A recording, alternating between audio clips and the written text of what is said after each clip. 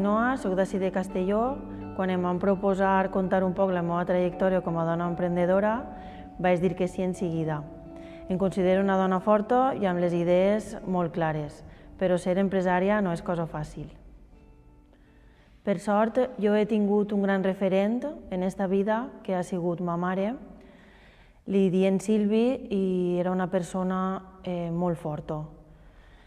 La veritat que tenia una personalitat que arrasava per on passava i podríem dir que era com un huracà. En 1999, ma mare va crear una agència de transport que es dedicava al grupatge directe des de Múrcia, Alacant, València i Castelló. Portàvem directament a Itàlia en camió frigorífic i descarregàvem la mercancia principalment en la zona nord d'Itàlia, que seria Torino, Milà, Albenga, Firenze. Van tindre una època molt bona en el transport fins que va arribar la crisi i van caure els preus en picat i les grans empreses atacaren amb força.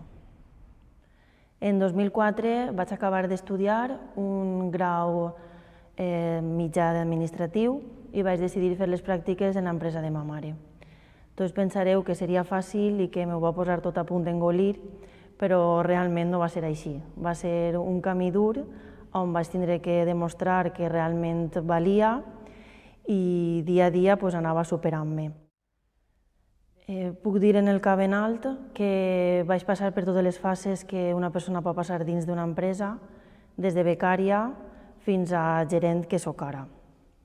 A primera hora no entenia el comportament que tenia ma mare en mi, però després, per les circumstàncies i l'edat, em van fer comprendre el que volia que fora realment.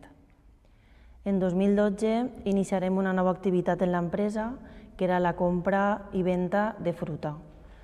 Comprem des d'Argentina, Uruguai, Sud-àfrica i Holanda i portem la mercancia directament per via marítima a Itàlia. Els nostres clients, en aquest cas, són italians, el 95% podríem dir.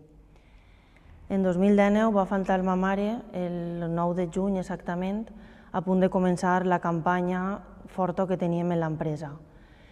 I ahir em vaig donar compte que els 14 anys que havia estat al seu costat m'anaven a servir de molt en el que se m'esperava a partir d'aquest moment.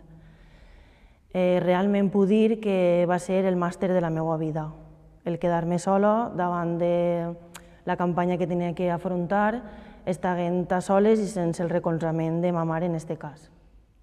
Aquest món, tant de transport com la compra i venda de fruita, sempre ha sigut un món d'hòmens, on la dona ha tingut que sempre demostrar que és igual que l'home i pot afrontar qualsevol situació igual que un home.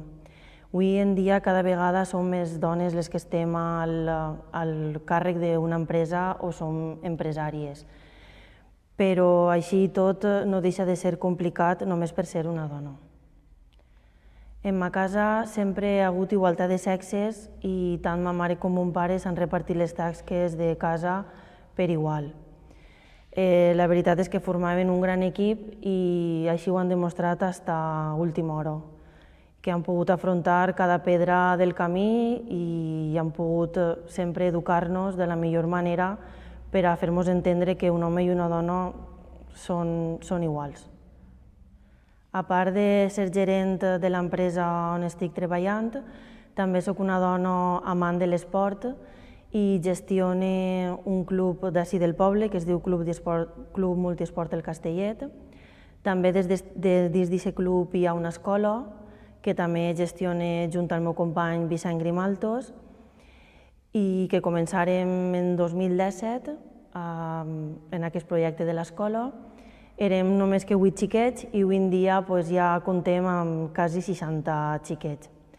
La veritat que estem molt contents per aquesta part i a part de gestionar el club i l'escola, també soc presidenta d'aquest mateix club i sòcia on me permetís practicar el meu esport que més m'apassiona, que és el triatló. Si avui tinguera una oportunitat, embarcaria en un projecte que m'apassiona molt també, que de fet crec que hi ha poques dones que es dediquen a aquest projecte i seria formar part del GREIM, que és el grup de rescat especial d'intervenció en muntanya, i m'encantaria poder exercir aquesta professió. M'encantaria formar part d'aquest grup que he anomenat perquè és una de les altres passions, de les grans passions que tinc, que és la muntanya. Des d'ací anime a totes les dones que lluiten per aconseguir tot el que volen i sobretot alcançar tots els somnis que tinguen. I també, sobretot, que busquen sempre el seu benestar.